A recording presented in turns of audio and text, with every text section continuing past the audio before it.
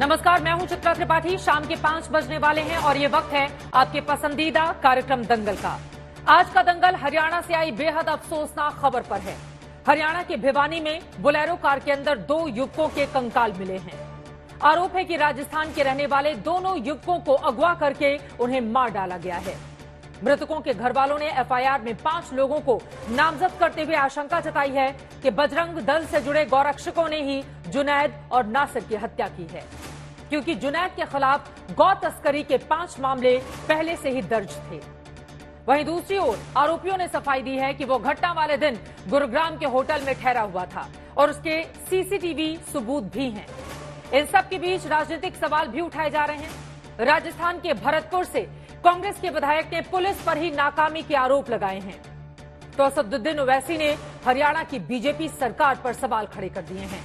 ओवैसी ने गोरक्षकों की शक्ल में गैंग चलाने वालों को राजनीतिक शह देने का आरोप लगाया है, क्योंकि ऐसी घटना पहली बार नहीं हुई है और मुख्य आरोपी मोनू मानेसर के सोशल मीडिया खाते पर तमाम ऐसे वीडियो मौजूद हैं जिनमें वो गौ तस्करों के साथ हिंसा करता दिखता है।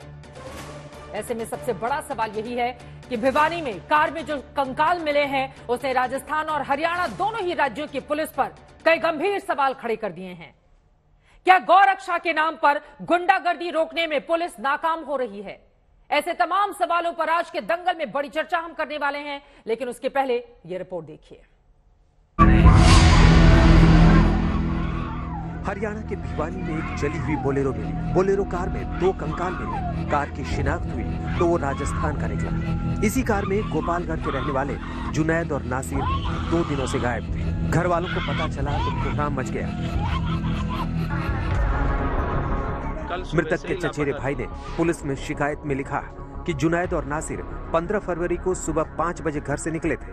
वो घर नहीं लौटे। किसी ने बताया कि बोलेरो में 2 लोगों को अगवा किया गया है। मृतक के चचेरे भाई ने बजरंग दल के 5 लोगों पर शक जाहिर करते हुए अपहरण की आशंका की रिपोर्ट दर्ज करा दी थी। वो बिल्कुल निराधार है। दूसरे दिन जब हरियाणा में जली हुई बोलेरो कार में 2 कंकाल मिले तो पता चला कि ये वही कार है जिसका मालिक असीम नाम का कोई दूसरा व्यक्ति है। इसी कार में जुनैद और नासिर निकले थे। गाड़ी तो वही है, ये वही व्यक्ति हैं जिनका अपहरण हुआ था और जलाया गया है। इसके लिए हमारी टीम परिजनों को लेकर के और मौके पर है। जो बॉडीज़ वहाँ पर हैं उनके postmortem and forensic analysis, DNA analysis के बाद उनकी पहचान की पुष्टि हो पाएगी। कि जो एफआईआर परिजनों ने कराई है उसमें इन्होंने कोई मोटिव नहीं बताया है और इसलिए यह कहना मुश्किल है कि किस कारण से यह घटना की गई है। एफआईआर में जिन लोगों पर नामजद अपहरण की आशंका जताई गई थी उसमें मुख्य नाम बजरंग दल के नेता मोनू मानेसर का था। मृतक के घर वालों ने उसी पर हत्या का आरोप लगाया है। मोनू मानेसर ने सीसीटीवी फुटेज जारी करके सफाई दी कि वो 14 से 15 फरवरी के दोपहर तक गुरुग्राम के होटल में था। जो भी नाम दिए गए हैं वो बिल्कुल निराधार है। जो भी जांच है उसमें जांच करके और दोषियों को कड़ी से कड़ी कार्रवाई की जाए और हम बिल्कुल सहयोग करेंगे। ये कहना है जी, जो जुनैद और उनको मैं जानता ही नहीं हूँ और उनसे हमारा कोई लेना देना नहीं है, ना मैं उनको जानता और ना इस घटना को मेरे बारे में पता ही चला। आज तक संवाददाता से बातचीत नहीं थी। मोनू मानेसर ने दावा किया कि इस घटना से उसका कोई लेना देना नहीं और इसकी सीबीआई जांच होनी चाहिए। मैं गुरुग्राम में ही मौजूद था और मैं एक होटल में था, मैं और मेरे साथी मौजूद थे। उस घटना से हमारा कोई लेना देना नहीं है। पुलिस अच्छे से जांच करे और इसमें सीबीआई जांच हो कि जो दोषी है उनको पकड़ा जाए। मोनू मानेसर बजरंग दल का नेता है और गोरक्षा को लेकर अक्सर विवादों में रहा है। पिछले दिनों उसने हरियाणा के पटौदी में सरेआम फायरिंग करके एक युवक को जख्मी कर दिया था। पुलिस अभी तक मोनू मानेसर तक नहीं पहुंच सकी है। इस बीच राजस्थान की कांग्रेस सरकार से लेकर हरियाणा की बीजेपी सरकार तक सियासत शुरू हो गई है। राजस्थान के ही कांग्रेस विधायक ने पुलिस पर सवाल उठा दिया है। बड़ा अफसोस की बात है कि एक थाने में तो उनकी एफआईआर नहीं ली गई। पहले वो लोग 12 घंटे घूमते रहे, तो निश्चित तौर पे जो पुलिस के अधिकारी हैं जिनकी कोई कमी रही है उनकी भी जांच हो ना। आत्मा हमारी भी रो रही है, जान लड़ा देंगे। आप खुद जानते हो, एक भी अपराधियों को ठोक कर पकड़ना ये हमारी जिम्मेदारी है, छोड़ते नहीं है। उदयपुर की घटना होगी, कन्हैया लाल को जिन्होंने मारा उनको उसी 1.5-2 घंटे में पकड़ लिया। उधर राजस्थान में मृतक के गांव में पंचायत की गई। 20 लाख रुपए कॉन्ट्रैक्ट की नौकरी इंदिरा आवास और बच्चों को पढ़ाने के वादे किए गए। पंचायत ने पुलिस की कार्रवाई को संतोषजनक बताते हुए दोषियों पर सख्त कार्रवाई की मांग की। फिलहाल अब यहाँ जो है पंचायत सभी लोग सहमत हैं, अब जो आश्वासन जी, घर वाले सारे और गांव वाले तो सहमत हैं। बाहर वालों के बारे में मैं कुछ नहीं कह सकती। घर वाले कार्रवाई से संतुष्ट हैं, लेकिन बाहर वाले राजस्थान की कांग्रेस सरकार से लेकर हरियाणा की बीजेपी सरकार तक सियासी हमले शुरू कर दिए। हरियाणा और बीजेपी की सरकार इनका प्रोटेक्शन कर रही है इस तरह के लोगों को। इतना हथियार कहाँ है भाई? ये अलकायदा है, ये आईसिस का है। ये हथियार कौन है? ये लोग इतना हथियार लेके बैठा है ये, और हरियाणा की सरकार खामोश बैठी हुई है।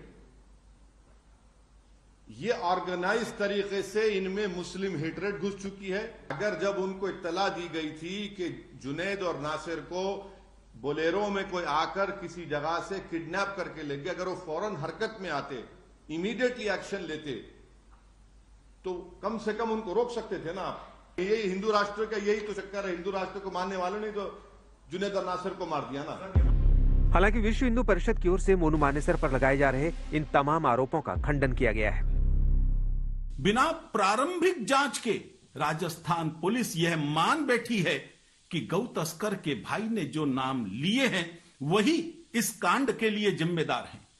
दुर्भाग्यपूर्ण रूप से इस कांड में बजरंग दल का नाम अनावश्यक रूप से घसीटा जा रहा है। आरोपों और सफाई की सियासत एक तरफ, लेकिन सच यही है कि राजस्थान के 2 भाइयों को जिंदा जलाकर मार डाला गया और उनकी जान ना तो राजस्थान पुलिस बचा सकी और ना ही हरियाणा की पुलिस। ऐसे में दोनों सरकारों की पुलिस व्यवस्था पर गंभीर सवाल खड़े होते हैं। जयपुर से शरद कुमार और भिवानी से कमलजीत संधू के साथ अरविंद ओझा, गोपालगढ़, राजस्थान, आज तक। दोनों ही नरकंकाल का इस वक्त डीएनए टेस्ट करवाया जा रहा है, जिसके बाद ही स्थिति और ज्यादा साफ हो पाएगी। लेकिन कई ऐसे सवाल हैं जो इस घटना ने देश के सामने खड़े कर दिए हैं, क्योंकि 2 भाइयों की मौत का मामला, जलाकर मार दिए जाने का मामला सामने आया है। आरोप प्रत्यारोप का दौर भी जारी है, लेकिन सच्चाई यह है कि आखिर इस पूरे मामले में इंसाफ के लिए दर दर भटकने की दरकार की स्थिति क्यों पैदा हो गई है उन लोगों के सामने जो इधर उधर इस वक्त परेशान होकर घूम रहे हैं। Arun Chaturvedi ji, farmer BJP president, हमारे साथ कैबिनेट मिनिस्टर राजस्थान के इस वक्त जुड़ चुके हैं। क्योंकि हरियाणा सरकार को लेकर बहुत सारे सवाल पूछे जा रहे हैं, इसीलिए राजस्थान से मैं इसका जवाब आपसे लूंगी। Sir, Rohan Gupta ji, spokes person Congress party के, हमारे साथ जुड़ चुके हैं। राजस्थान की सरकार भी सवालों के घेरे में है, क्योंकि अगवा वहीं से किए गए थे। आदिल हसन, जो कि स्पोक्स पर्सन है AIMIM के, हमारे साथ मौजूद हैं। विक्रम सिंह जी, फॉर्मर DGP उत्तर प्रदेश के, हमारे साथ जुड़ चुके हैं। शोएब जमाई, मुस्लिम एक्टिविस्ट, कुछ ही देर में आपको टीवी स्क्रीन पर दिखाई देंगे। प्रोफेसर विशाल मिश्रा जी, हमारे साथ RSS के जानकार, पॉलिटिकल एनालिस्ट, इस वक्त जुड़े हुए हैं। लेकिन सबसे पहले शुरुआत आपसे ही करते हुए पूर्व मंत्री राजस्थान के हमारे साथ अरुण चतुर्वेदी जी मौजूद हैं। अरुण जी, जिन गौ तस्करों के ऊपर आरोप लगे हैं उनकी गिरफ्तारी कब तक होगी? मोनू मानेसर आपके हरियाणा पुलिस की गिरफ्त में कब आएगा? पहली बात तो जांच का विषय, पहली बात तो इस घटना की मैं पूरी तरह से जिन 2 लोगों की मृत्यु हुई है उसके ऊपर संवेदना देता हूं और इस घटना की कड़ी निंदा करता हूं। और हमारे यहाँ कानून के तहत एक जांच की प्रक्रिया है। जांच की प्रक्रिया होने के बाद ही ये तय हो पाएगा कि किसने इस क्राइम को किया है। जिसने क्राइम को किया है उसके बाद निश्चित रूप से सख्त कार्रवाई हो, इसकी हम सब की मांग है। लेकिन केवल किसी ने आरोप लगा दिया और उस आरोप के आधार पर बिना तथ्यों की जांच किए, बिना पूरी प्राइमरी इंक्वायरी के बाद हम इस तरह की बातों को करना किसी भी रूप से ठीक नहीं है। हमारे यहाँ परंपरा बन चुकी है। कई जरा सी कोई घटना हो, हरियाणा के भिवानी से अगर गाड़ी की बरामदगी होती है, 2 नरकंकाल उसमें से बरामद होते हैं, आप कह रहे हैं कि आरोप लगा दिए जाने को गंभीरता से नहीं लिया जाना चाहिए? आरोप जो किसी व्यक्ति के ऊपर लग रहे हैं, जब तक जांच की प्रारंभिक जांच शुरू नहीं हुई अभी, और प्रारंभिक जांच के बिना केवल किसी ने कहा इस आधार पर हम आरोपित कर दें, किसी संगठन को आरोपित करना किसी भी रूप में न्यायोचित नहीं है। हम जांच की प्रतीक्षा करनी चाहिए और मुझे विश्वास है कि हरियाणा की पुलिस भी इसमें, हम जल्दी चाहेंगे हरियाणा पुलिस को भी जल्दी से जल्दी इसके ऊपर कार्रवाई करनी चाहिए, जांच करनी चाहिए।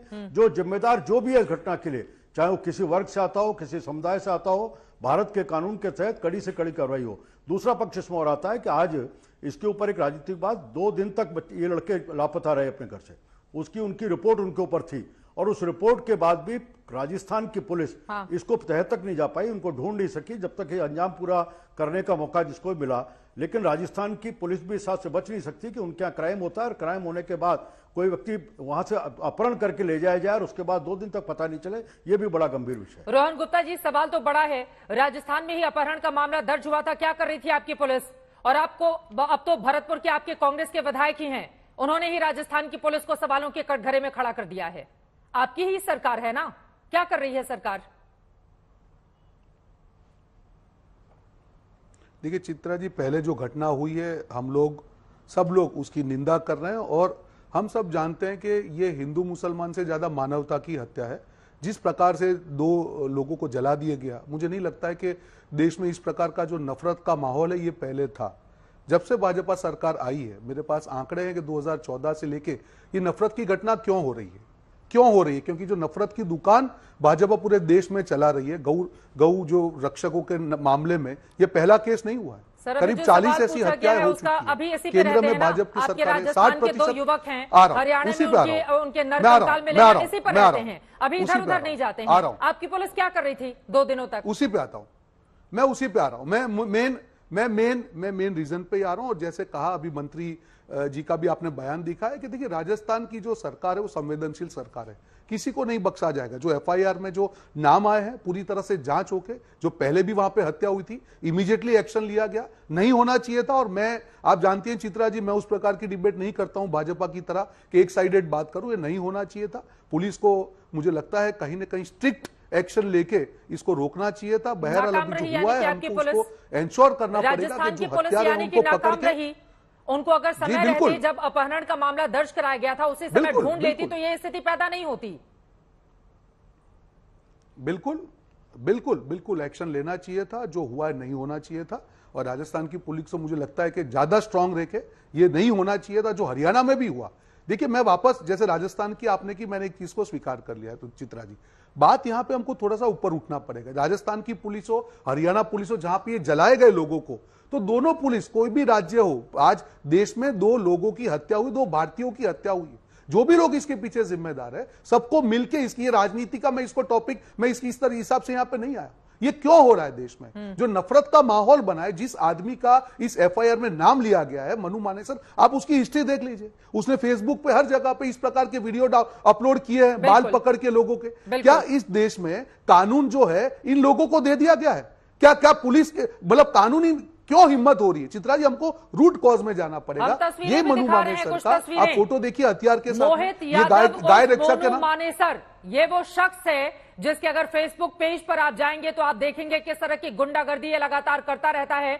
हथियार देखिए इसके पास किस किस तरह के हैं, अलग अलग फोटोग्राफ्स में अलग अलग असलहे हथियार आपको दिखाई दे जाएंगे। उसके बावजूद अरुण जी, सीधा सा सवाल यह है, क्या हरियाणा सरकार की शह पर यह सब कुछ करता है?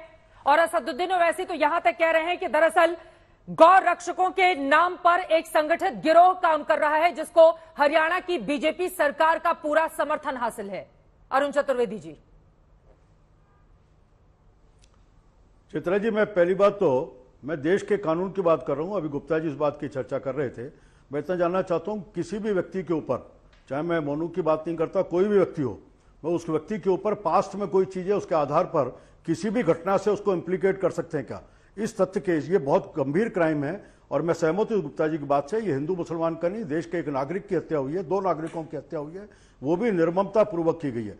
ये इस प्रकार की जो घटना हुई है, इसलिए किसी व्यक्ति को जब तक कम से कम पुलिस की जांच हो, खुद ओवैसी जी इस बात को, आप जब पहले से क्लीन चिट का सर्टिफिकेट लेकर, मैं कोई सर्टिफिकेट किसी को नहीं दे रहा हूं। एक व्यक्ति जो मैं पहले चित्रा जी, मैं किसी व्यक्ति के नाम पर गुंडागर्दी करता है, अरुण चतुर्वेदी जी, आप उसको क्या क्लीन चिट दे रहे हैं इस वक्त बैठकर? मैं उस व्यक्ति को नहीं जानता, मैं उसके बारे में कोई कमेंट नहीं कर रहा। मैं सामान्य एक सिद्धांत की बात कर रहा हूं। सिद्धांत में जब तक कोई भी क्राइम हुआ है, उस क्राइम में एक आरोप लगाया, आरोप की जांच के दायरे में वो लोग भी आएंगे। जब तक पुलिस प्राइमरी इन्वेस्टिगेशन के बाद किसी कंक्लूजन तक नहीं पहुंचती, हम किसी व्यक्ति को, कल आप किसी भी व्यक्ति के ऊपर आरोपित कर दे और उस व्यक्ति को पुलिस लेके चली जाए, इस तरह का नहीं हो सकता। जिस पर पूरी जांच हो, जांच के बाद कार्रवाई। आज गुप्ता जी कह रहे थे, मैंने एक सीरीज है, वो कह रहे थे 14 को, हम तो 1947 से अब तक की घटनाओं पर आ जाएं और चाहे तो गुप्ता जी उस पर चर्चा कर लें कि किस प्रकार देश में तुष्टीकरण की राजनीति चली। उन्होंने कहा कि संवेदनशील सरकार राजस्थान की है। मैं उस राजस्थान की संवेदनशील सरकार 2019 में बनी, और 2019 के ऐसी नंबर ऑफ इवेंट्स अभी मैं बता सकता हूं जिनके आधार पर पुलिस ने कार्रवाई तक नहीं की, केवल एक वर्ग को पूरी तरह से ब्लैंकेट चिट देते रहे।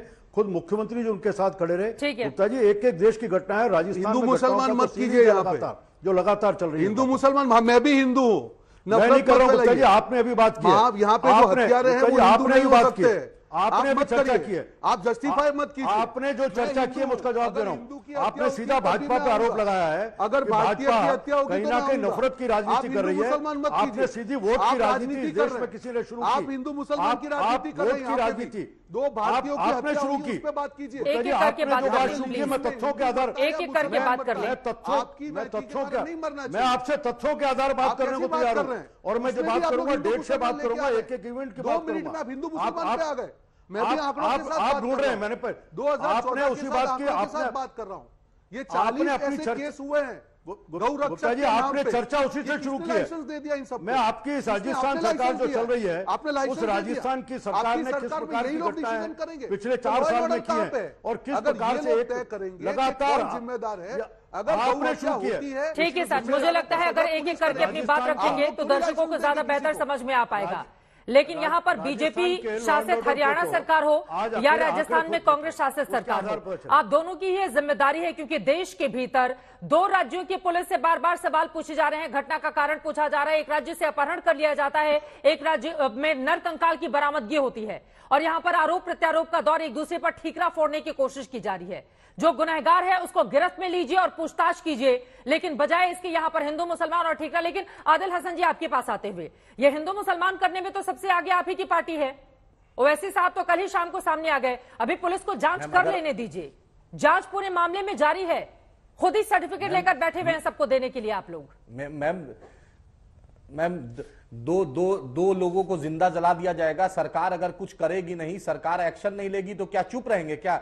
अगर कांग्रेस सॉफ्ट हिंदू तत्व करेगी, बीजेपी हार्ड हिंदू तत्व करेगी, क्या मुसलमानों को, दलितों को, आदिवासियों के लिए हम नहीं बोलेंगे? हम बोलेंगे। हम ये सरकार को, चाहे कांग्रेस हो भाजपा हो, ये मेरा फर्ज है कि हम बोलेंगे। हम डरने वाले नहीं है, ना मोदी से डरते हैं, ना अमित शाह जी से डरते हैं, ना कांग्रेस के अशोक गहलोत सरकार से डरते हैं। अशोक गहलोत जी बताएं, अभी कंपनसेशन की बात कर रहे हैं, अभी जो कंपनसेशन की बात कर रहे हैं, क्या उनके घर में यह घटना होती है, कंपनसेशन काफी होता क्या?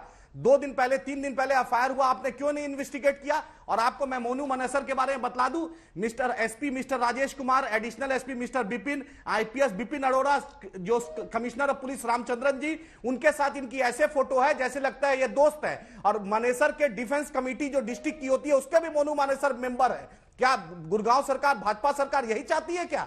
जब गुड़गांव में एफआईआर हुआ, भाजपा सरकार के पास इतनी फुर्सत नहीं है कि गिरफ्तार करे। देखिए असलाहा, देखिए उनका वीडियो। ठीक है, बिल्कुल, मुसलमानों को इस देश में इंसाफ बिल्कुल असलाहा लेकर खुलेआम वो कैसे घूम सकता है, इस सवाल का जवाब अरुण जी आप दीजिएगा। लेकिन इस वक्त एक बड़ी खबर आ रही है, सीधे उसका हम लोग करेंगे। आपको बताते चले, लखनऊ में मुख्यमंत्री योगी आदित्यनाथ के आवास के बाहर बम की खबर सामने आई है, जिसके बाद आवास की सुरक्षा व्यवस्था बढ़ा दी गई है। इस वक्त की बड़ी खबर आपको दे रहे हैं, लखनऊ में मुख्यमंत्री आवास के बाहर बम की खबर सामने आई है। मौके पर बम निरोधक दस्ता इस वक्त पहुंचा हुआ है। सीएम आवास के बाहर बम के खबर के बाद सुरक्षा व्यवस्था बढ़ा दी गई है। वहां पर आसपास के जो हिस्से हैं जहां पर ट्रैफिक सामान्य रूप से चल रहा था, उसको फिलहाल रोका गया है। आवास के आसपास की जगहों पर भी छानबीन की जा रही है, सीसीटीवी कैमरे भी खंगाले जाएंगे, जिसके बाद यह पता चल सके कि आखिर वहां पर बम किसने रखा। बड़ी खबर, मुख्यमंत्री योगी आदित्यनाथ के आवास के बाहर बम की खबर सामने आई है। मौके पर बम निरोधक दस्ता की मौजूदगी है। आवास के आसपास की जगहों पर छानबीन की जा रही है। अब कौन था वो जिसने बम रखा, कई ऐसे सवाल हैं। आशीष श्रीवास्तव हमारे संवाददाता जुड़ चुके हैं।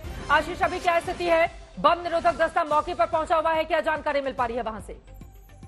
देखिए, ये एक सूचना मिली थी जिसके तहत यहाँ पर पुलिस फोर्स पहुंची थी और बम निरोधक दस्ता पहुंचा और बताया गया था कि जो मुख्यमंत्री आवास के बाहर बम रखने की सूचना थी। हालांकि ये कहा गया कि दिल्ली के किसी मुख्यालय में ये सूचना दी गई थी और उसके बाद यूपी पुलिस को अलर्ट किया गया और उसके बाद यहाँ पर लखनऊ में पुलिस को अलर्ट किया गया। जिसके बाद जो नियरेस्ट थाना है गौतमपल्ली, वहाँ की फोर्स और उसके साथ बम निरोधक दस्ता वहाँ पर पहुँचता है, छानबीन करता है और इसके साथ लोकल इंटेलिजेंस की जो टीम है वो भी वहाँ पर रहती है।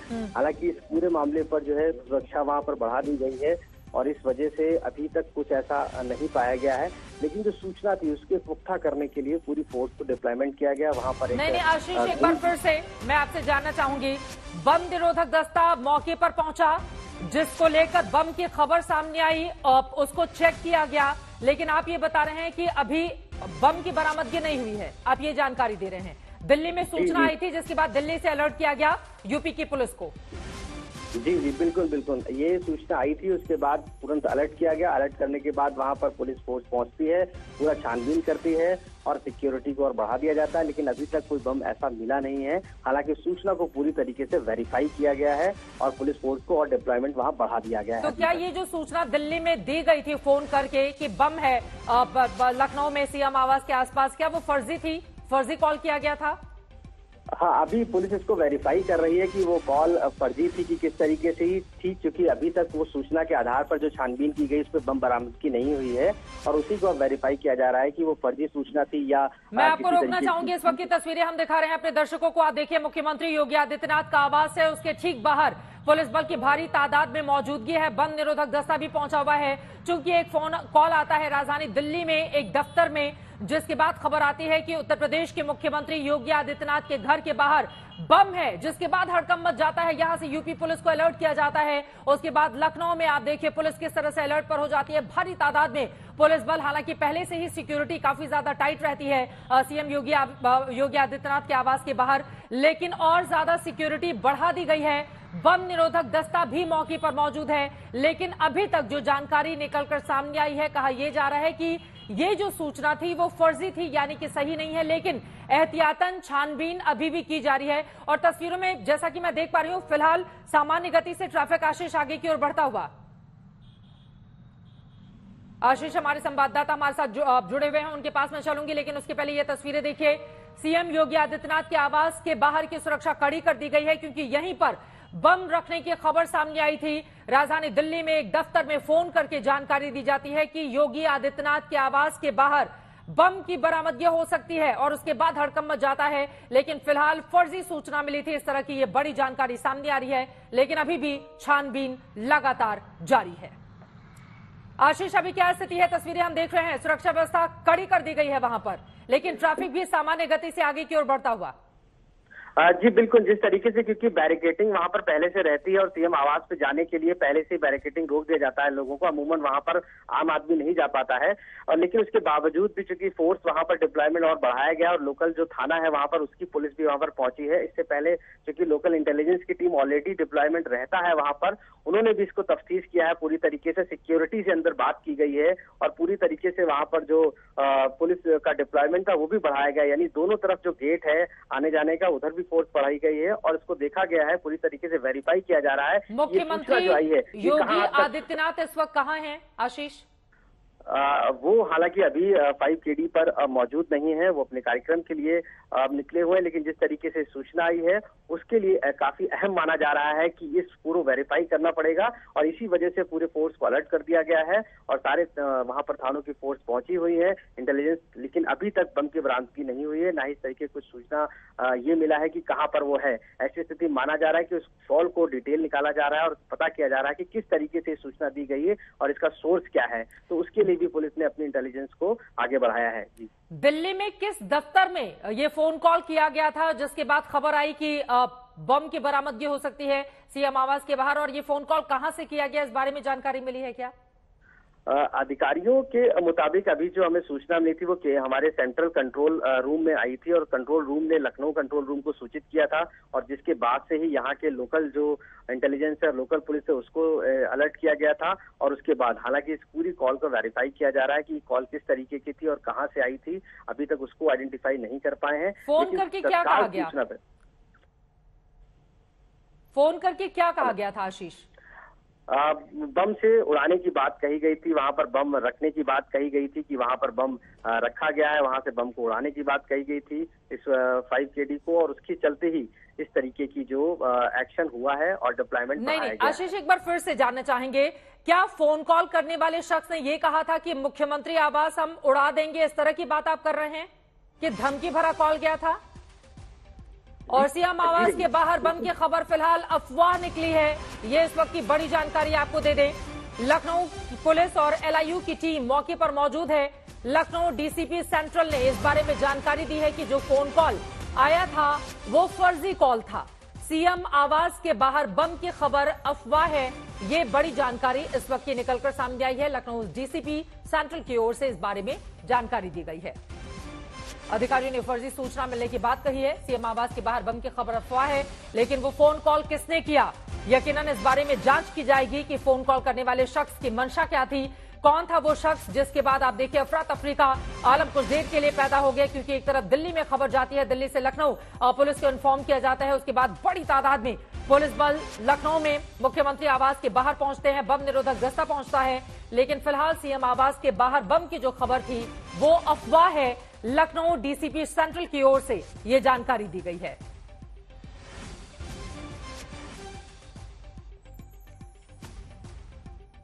संतोष शर्मा हमारे संवाददाता जुड़ चुके हैं ज्यादा जानकारी के साथ। संतोष, जांच के बाद कुछ भी संदिग्ध नहीं मिला है, डीसीपी सेंट्रल की ओर से फर्जी कॉल की बात कही जा रही है, और क्या जानकारी है?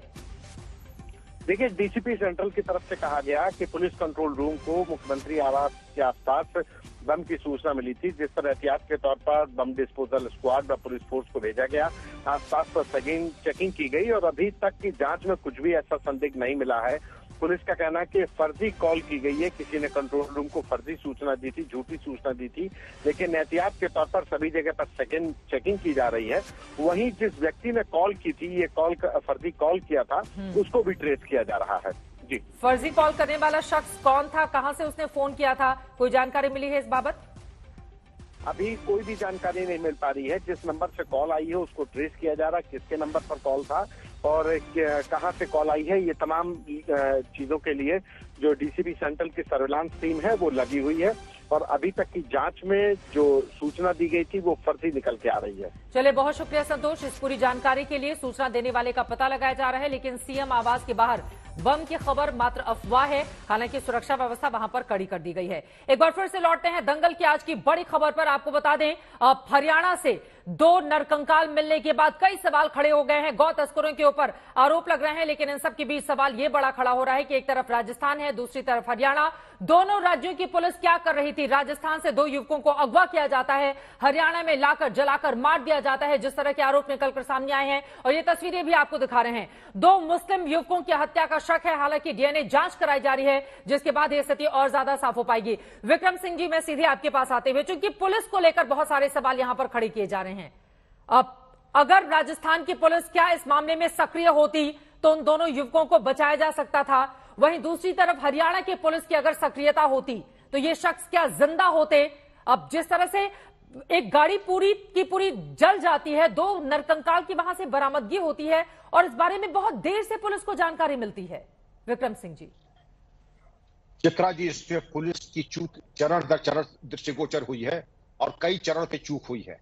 पहली चीज एफआईआर में विलंब, दूसरी चीज खोजबीन में विलंब, तीसरी चीज मनु मनेसर की जो फेसबुक पे जो चित्रण भाव भंगिमा दिखाई गई है, उससे ये स्पष्ट होता है ये दुराचारी हैं और इनके द्वारा हथियार का भोड़ा प्रदर्शन जो किया जा रहा है। बिल्कुल। अगर ये लाइसेंसी हथियार है तो वो जब्त हो जाने चाहिए थे, लाइसेंस कैंसिल होना चाहिए था, क्योंकि लाइसेंसी हथियार इसलिए नहीं है। और अगर गैर लाइसेंसी है तो इनकी गिरफ्तारी होनी चाहिए थी और हथियार बरामद किए जाने चाहिए थे। और जैसा कि आरोप लगाया जा रहा है, कुछ ऐसे लोग वरिष्ठ पुलिस अधिकारियों के साथ सेल्फी और फोटो ले रहे हैं। पुलिस अधिकारियों को मेरा परामर्श होगा, इस तरीके के संदिग्ध और आपराधिक प्रवृत्ति के लोगों से दूरी बना करके रखें, जिससे कि उनकी विश्वसनीयता बनी रहे। पूरे प्रकरण में पुलिस के द्वारा प्रमाद, विलंब और अपराध के प्रति एक बहुत ही ढुलमुल रवैया दिखाया गया है, जो कि अत्यंत आपत्तिजनक। 3 बड़ी चूक अगर मैं आपसे जानना चाहूं सर, अगर पुलिस ने इस पूरे मामले में कोताही बरती है, इतनी बड़ी लापरवाही बरती है, तो 3 बड़ी वजहें आपको क्या नजर आती हैं? दोनों ही राज्यों की पुलिस, चाहे वो राजस्थान में कांग्रेस शासित सरकार की पुलिस हो या फिर हरियाणा में बीजेपी शासित सरकार की पुलिस हो। चूक नंबर 1, उनके द्वारा प्रभावी कार्रवाई एफआईआर को लेकर के नहीं की गई और 48 घंटे की बहुत बड़ी अवधि होती है। 48 घंटे में कोई कार्रवाई न करना, चले बहुत पहुंचे कहीं नहीं। नंबर 2, जो सूचनाओं के आधार पर छापे पड़ जाने चाहिए थे और जो अभिसूचना संकलन के बारे में कार्रवाई थी, नहीं की गई।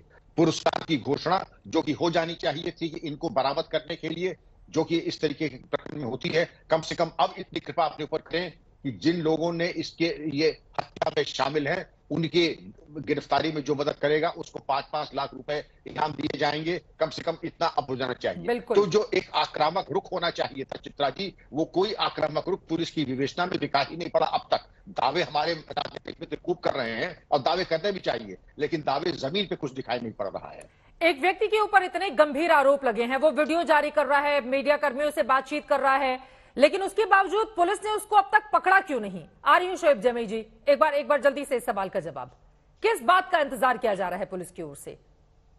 तुरंत होना चाहिए था। ये तो पहला चरण है कि जो भी संदिग्ध और इस तरीके के जो मशकूक, जिसको कहते हैं कि मशकूक संदिग्ध व्यक्ति हैं, सस्पिशियस हैं, उनको राउंड अप करके थाने में भीड़ लग जाती है ऐसे लोगों की, सूचना देने वालों की, संदिग्ध लोगों की, और पुलिस टीम्स इनकी पूछताछ करती हैं। इसमें एसआईटी का गठन करें, पूछताछ करें, छापे डालें, गिरफ्तार करें। लेकिन जो जिसने खुलेआम फेसबुक पे ऐसी भावभंगिमा दिखाई, सबसे पहले तो उसी के ऊपर शक की सुई जाती है, जैसा कि हमारे मित्र भी कह रहे हैं। सही है गलत है इसकी बात तो बाद में करेंगे, लेकिन पूछने का कष्ट तो करें कि आप कहां थे। और इतनी अगर औकात के उन्होंने अपनी बचाव कर लिया है कि गुड़गांव होटल में थे, अपनी मौजूदगी दिखा रहे हैं, ये और भी ज्यादा संदिग्ध हो जाता है चित्रा जी। जो अपनी सफाई और मौजूदगी कहीं और दिखाता है, इससे साफ जाहिर होता है उसके रोल के बारे में और गहराई से जांच होनी चाहिए। ये बहुत बड़ी बात आपकी ओर से विक्रम सिंह जी कही जा रही है। इसी वजह से सवाल है कि हरियाणा की पुलिस ने अब तक इस गौ तस्कर को गिरफ्तार क्यों नहीं किया, मोनू मानेसर जिसका नाम बताया जा रहा है। और आप देखिए उसके वायरल जो वीडियो है, जो खुद उसने फेसबुक पर कितने दम के साथ डाला है, इन वीडियोस को देखकर आप अंदाजा लगा सकते हैं कि खुलेआम एक शख्स हथियारों को लहराता है और वहां की पुलिस बेबस बनी हुई नजर आती है। इस सवाल का जवाब बीजेपी के नेता से मैं लूंगी, लेकिन शोएब जमाई जी सवाल ये भी है ना, देखिए एक तरफ मोनू मानेसर की ओर से वीडियो जारी किया जा रहा है, कहा जा रहा है सीबीआई जांच करा लीजिए, मैं तो इस पूरे मामले में पाक साफ हूं। वो सीबीआई जांच की मांग कर रहा है, क्या सीबीआई जांच होनी चाहिए? चित्रा जी बहुत बहुत शुक्रिया, आपने इस मुद्दे को उठाया। मैं तो बहुत बरसों से एक बात कह रहा हूं कि पुलिस और प्रशासन और सरकार, इसमें राजस्थान सरकार को भी मैं कह रहा हूं और हरियाणा को भी कह रहा हूं, ये जो बॉर्डर एरिया है ना, ये पिछले कई वर्षों से ये जो तथाकथित गौ रक्षक दल है, जो एक्सटॉर्शन भी करते हैं, वसूली का भी काम करते हैं, कई मीडिया चैनलों ने एक्सपोज भी किया उनको, ये एक अपनी प्राइवेट आर्मी बना के रखे हैं। आप इनके सोशल मीडिया वीडियोस देखेंगे, एक नहीं सैकड़ों, बिल्कुल, और कई लोग इसमें मुलविस हैं। ऐसे बड़े बड़े हथियार, AK-47 जैसे हथियार, मुझे नहीं लगता कि उसका लाइसेंस मिलता होगा। आप देखेंगे तो लगेगा कि जैसे सिनालोआ या मैक्सिको में जो ड्रग कार्टेल होते थे ना, वो अपना प्राइवेट आर्मी जिस तरीके से बना रखे वैसे। और दिल्ली के नजदीक इतनी बड़ी घटना, इतनी सारी चीजें होना और लगातार इंटेलिजेंस का और सरकार के संरक्षण जैसा मामला, ये बहुत गंभीर है। मुझे लगता है सरकार आंखें मूंद रखी हैं कई वर्षों से, ये शायद वोट बैंक की राजनीति है। दूसरी बात ये है कि आपको याद होगा, इसमें कोई आश्चर्य की बात नहीं है कि कैसे समाज ऐसे अपराधियों को हीरो बना देता है। आपको याद होगा जब हम लोग CNRC का प्रदर्शन कर रहे थे जामिया पे, तो एक बंदा था गोपाल, वो हमें गोली मारने आया था और गोली चला भी दी थी उसने।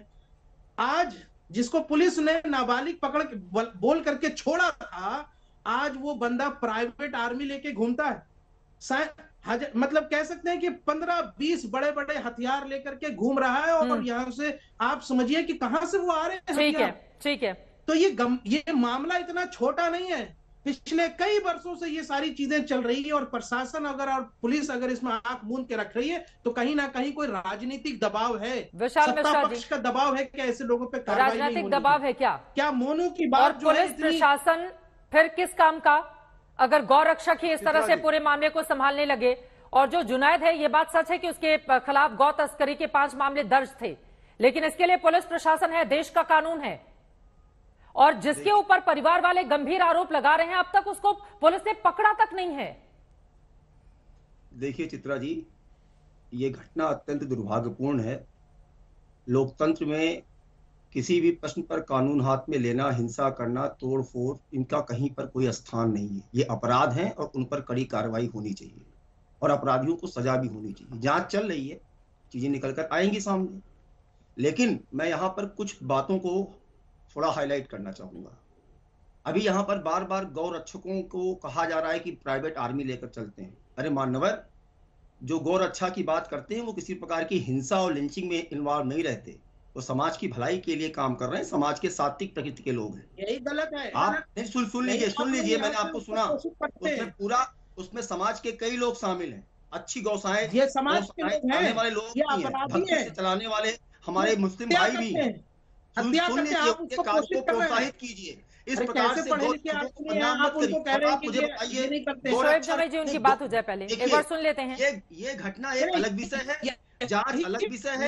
विशाल मिश्रा जी, मुझे लग रहा है कि आज आप अपनी ही बातों में फंस जाएंगे। हमारे संविधान ठीक है, शोएब जमी एक सेकंड को बोलने दीजिए, दोनों लोग बोलेंगे, आवाज साफ नहीं आएगी, प्लीज। हमारे संविधान का मार्गदर्शक तत्व भी है, उसका रक्षा करना चाहिए। विशाल मिश्रा जी, एक सेकंड सर, मैं आपको बताऊं, आज आप अपने ही सवालों में घिर जाएंगे। एक सेकंड सर, विशाल मिश्रा जी सुनिए ना, आप ये कह रहे हैं कि जो गौ रक्षा करता है फिर तो उसको हथियारों की जरूरत नहीं होनी चाहिए। सर सुनिए ना विशाल मिश्रा जी, फिर उसको इतने हथियारों की जरूरत क्यों पड़ेगी? आप इस मोनू मानेसर को देखिए, किस तरह से हथियार लहराता हुआ वीडियो वो खुद ही वायरल करता है सोशल मीडिया पर। लेकिन 2014 के बाद से एक ऐसा इकोसिस्टम तैयार किया गया है कि इनको केवल एक पर्टिकुलर हत्या या अपराधी दिखाई देता है, बाकी दूसरी हत्या या अपराध नहीं दिखाई देते। मानो इस प्रकार का इकोसिस्टम क्यों नैरेटिव सेट करने की कोशिश की जाती है? अपराध होता है, उसको अपराध की दृष्टि से। मेरी आवाज मिल रही है क्या विशाल जी आपको? मुझे 10 सेकंड से चाहिए, जांच चल रही है, आरोप सामने आएंगे, कार्रवाई। विशाल जी मेरी आवाज मिल रही है क्या आपको? ठीक है, लोकतंत्र में ऐसे कोई 10 सेकंड, एक सेकंड शोएब जमी जी, क्या विशाल जी को आवाज जा रही है या नहीं सुन पा रहे? संविधान का मार्गदर्शक तत्व है विशाल जी, उसका क्या हमें पालन नहीं करना चाहिए? विशाल जी मेरी आवाज मिल रही है क्या आपको? लगा रहे हैं बैठकर। विशाल जी क्या मेरी आवाज मिल रही है आपको? जी मिल रही है ना? अब मेरा सवाल सुनिए, आप कह रहे हैं जो गौ रक्षा करेगा वो हथियार लेकर नहीं चलेगा, वो किसी की हत्या नहीं कर सकता है, तो फिर ये जो शख्स है मोनू मानेसर, ये खुलेआम हथियार कैसे लहराता है? और जिस तरह की उसकी तस्वीरें ये देखिए। नहीं सर, एक सेकेंड, क्या इस देश में लोकतंत्र के नाम पर किसी को भी इस तरह से हथियार को लहराने की, चलाने की इजाजत होनी चाहिए? इस देश में कानून का राज है या फिर इस तरह के, क्या ये फ्रिंज एलिमेंट नहीं है? ये गौ तस्करी के नाम पर क्या गुंडागर्दी नहीं कर रहे हैं? ये तो सरेआम गुंडागर्दी हो गई ना सर। उत्तर तो सुन लीजिए। नहीं, आप देखिए, ये सब अपने आप को गौ रक्षक ही बताते हैं, ये सारे लोग गौ रक्षक ही हैं। इनकी पहले भी कई वीडियो सामने आ चुके हैं। अभी गुरुग्राम में ही एक तेज रफ्तार गाड़ी चलती हुई काफी सुर्खियां भी बटोरी थी उसने, जब गाय को फेंका गया था ट्रक से। चित्रा जी, लोकतंत्र में किसी भी प्रकार के दंगा हिंसा को उचित नहीं ठहराया जा सकता। विधि सम्मत, कानून तो फिर ऐसा मत कहिए ना कि गौ रक्षक नहीं कर सकते। कार्रवाई होनी चाहिए। ये अपने आप को गौ रक्षक ही बताते हैं, ये अपने आप को गौ रक्षक ही बताते हैं। की हिंसा और मर्डर किलिंग का समर्थन नहीं करता मैं, ये लेकिन कह रहा हूं कि एक घटना के कारण आप पूरे के पूरे गौ रक्षा की जो लोग बात करते हो उनको आप एक यूनिवर्सल फ्रेम में लेकर आकर बात करेंगे, आरोप लगाएंगे तो बोलना पड़ेगा ना। यहाँ पर उसको हिंदू मुसलमान की नैरेटिव से सेट करने की कोशिश की जाएगी, तो मैं उसका उत्तर देने की कोशिश कर रहा हूं। किसी भी अपराध को मैं इंडोर्स नहीं करता। रोहन गुप्ता जी सीधे आपके पास आते हैं। कोई धर्म नहीं होता, उसकी कोई जाति नहीं होती। असदुद्दीन ओवैसी को हैदराबाद से आकर ये आवाज उठाने की जरूरत क्यों पड़ती है? लेकिन सवाल आप लोग क्यों नहीं मजबूत आवाज बन जाते हैं? ठीक है सर, हो गई। विशाल मिश्रा जी आपकी बात समझ में आ गई है। रोहन गुप्ता जी, एक तरफ तो आपकी पुलिस अपहरण के मामले को गंभीरता से लेती नहीं, ऊपर से आवाज भी उधर हैदराबाद से उठाई जाती है, आप लोग इसमें चूक कैसे जाते हैं? रोहन गुप्ता जी। बिल्कुल कोई नहीं चुके हैं चित्रा जी। जितनी भी इस मामले पे डिबेट हुई, कांग्रेस पार्टी ने हमेशा इस मामले पे भाजपा का विरोध किया है। और एक चीज मैं कहना चाहूंगा चित्रा, जो भाजपा आज खेलती है, देखिए आपका एक बहुत बड़ा शो है, बहुत ज्यादा लोग देखते हैं। मैं आज एक चीज कहना चाहूंगा, मैं हिंदू हूं, आज गौ माता हमारे लिए सबकी माता है। हाँ। पर गौ माता की रक्षा के नाम पे जो जिस प्रकार के फ्रिंज एलिमेंट को भाजपा ने प्रमोट किया है, जैसे आपने भी कहा, इनके पास हथियार कहां से आते हैं? फिर पुलिस की क्या जरूरत है? अगर ये लॉ एंड ऑर्डर का मामला है, अगर गौ रक्षा का मामला जो है वो पुलिस की जिम्मेदारी है। देखिए ओवैसी जी का क्या है आप सबको मालूम है पूरा। मैं इसको हिंदू मुसलमान के मामले से जोड़ना नहीं चाहता हूं। ये काम भाजपा भी कर रही है और ये काम ओवैसी भी कर रहे हैं। हमको इसको भारतीय के नाते देखना चाहिए कि जहां लॉ एंड ऑर्डर के मामले हैं, जो मामला पुलिस का है, गौ रक्षा का मामला पुलिस का मामला है, अगर उसमें कोई आदमी जिम्मेदार है उसको पकड़ के उसको जो सजा हो, यह भी पुलिस का मामला है। क्या गौ रक्षा के मामले पे ऐसे फ्रिंज एलिमेंट को यह अलाउ कर दिया जाए कि फेसबुक पे वीडियो डाले और हथियार से लेके में। और जैसे आपने कहा, लोगों की हिम्मत क्यों बढ़ रही है? आज तक उसकी गिरफ्तारी नहीं हुई, जिसका एफआईआर में नाम है। मैं जो भी सच हो, आज तक गिरफ्तारी अगर जो सरकार नहीं कर पाती है, इसका मतलब जब इस मामले पे कोई सरकार राजनीति करती है तो ऐसे फ्रिंज एलिमेंट की हिम्मत बढ़ती है कि हमारे पीछे कोई है, हम इसको करेंगे और हिंदू मुसलमान के नाम पे हम बच जाएंगे। कहीं ना कहीं हिंदुओं को यह बताया जाता है कि देखिए गौ हत्या हो रही है तो उसके खिलाफ ये हो रहा है। हाँ, हिंदू मुसलमान कर रही है एमआईएम। आप ही बोलिए, अगर ये पुलिस क्या कर रही थी मैम, अगर स्टेट सरकार कुछ करेगी नहीं, क्यों आज सचिन पायलट और अशोक गहलोत से फुर्सत मिलती नहीं है तो हम आवाज क्या नहीं उठाएंगे? क्या हम छोड़ देंगे क्या इनको? जब हिंदुओं इनके पास हिम्मत है कि जाकर उसके इंसाफ की बात करेंगे? क्यों चुप रहती है? हर कश्मीरी पंडित का भी हम आवाज उठाते हैं, कभी नहीं करते हैं। इसी मुद्दे पर रहते हैं सर, अभी इसी मुद्दे पर रहते हैं जिस पर हम लोग डिबेट करने के लिए बैठे हुए हैं। इन्हीं दो युवकों पर रहते हैं जिनको जिंदा जलाकर मार दिया गया है। उनका परिवार इंसाफ के इंतजार में है। ठीक है, इधर उधर नहीं जाते, इसी टॉपिक पर रहते हैं। कांग्रेस का ये भारत जोड़ो का ड्रामा है, ये कांग्रेस पार्टी बताए कि ये ड्रामा कब तक, क्यों इंसाफ नहीं मिला उन लोगों को? इनकी पुलिस क्या की? सचिन पायलट और अशोक गहलोत के झगड़े से कब निकलेंगे ये? तब आपका कोई सवाल हम क्या हक? ठीक है, अरुण चतुर्वेदी जी के पास आते हैं। अरुण चतुर्वेदी जी, एक आखिरी कमेंट, जिसका नाम एफआईआर में दर्ज है, जिसके ऊपर इतने गंभीर आरोप लगे हैं, जो आपकी सरकार के रहते हुए फेसबुक पर हथियारों को लहराता हुआ घूमता है, जो वीडियो जारी करके बता रहा है कि मैं होटल में था, मैं तो बड़ा पाकसाफ था, अगर उसके ऊपर इतने गंभीर आरोप लगे हैं तो गिरफ्तार करिएगा या अभी इंतजार कीजिएगा आप लोग? चित्रा जी, ये बहस दो बच्चों की, दो युवाओं की एक जलाकर के हत्या के विषय को लेकर के, इस पर मोनू जो आपके मानेसर है, जो भी नाम उनका है, उस व्यक्ति को लेकर के बहस नहीं है। मैं दूसरी घटना एक साथ में लेके आता हूं, इसी तरह की जो बात कर रहे हैं आरोप के आधार पर गिरफ्तार करने की। 2016 में एक घटना होती है, अलवर में एक मॉब लिंचिंग का आरोप लगता है और उस समय भी विश्व हिंदू परिषद के लोगों को गिरफ्तार किया जाता है और बाद में पुलिस की इन्वेस्टिगेशन, बाद में अशोक गहलोत जी की सरकार आती है और पुलिस अपने जांच में मानती है कि इनमें से कोई भी इस घटना में लिप्त नहीं है। केवल इस आधार पर आरोप लगा दें, आरोप करके हम गिरफ्तार करें और बाद में उन लोगों को इसका जवाब भी साथ में देना चाहिए। आज केवल आरोप के आधार पर हम बात कर रहे हैं, किसी को गिरफ्तार। मैं मोनू का या किसी व्यक्ति की बात नहीं कर रहा हूं, हम देश के कानून की बात कर रहा हूं। और ये जहां तक बात है, आज राजस्थान की एक घटना मैं उनको लेकर आ रहा हूं, केवल ये घटना नहीं है जिसमें 2 दिन तक कोई व्यक्ति। भिवानी कंकाल मामले में क्या राजस्थान और हरियाणा की पुलिस पूरी तरह से नाकाम साबित हुई है? ये सवाल आज दंगल में हमने पूछा था। आपके जो जवाब मिले हैं, 62% लोगों का जवाब हाँ में है, 38% लोगों का जवाब नहीं में है। अब इस पूरे मामले में पीड़ित परिवार को न्याय कब मिलेगा, कैसे मिलेगा, इस पर लगातार आज तक की नजर बनी रहेगी। इसी के साथ दंगल में अभी के लिए बस इतना ही। देश और दुनिया की तमाम खबरों के लिए आप देखते रहिए आज तक।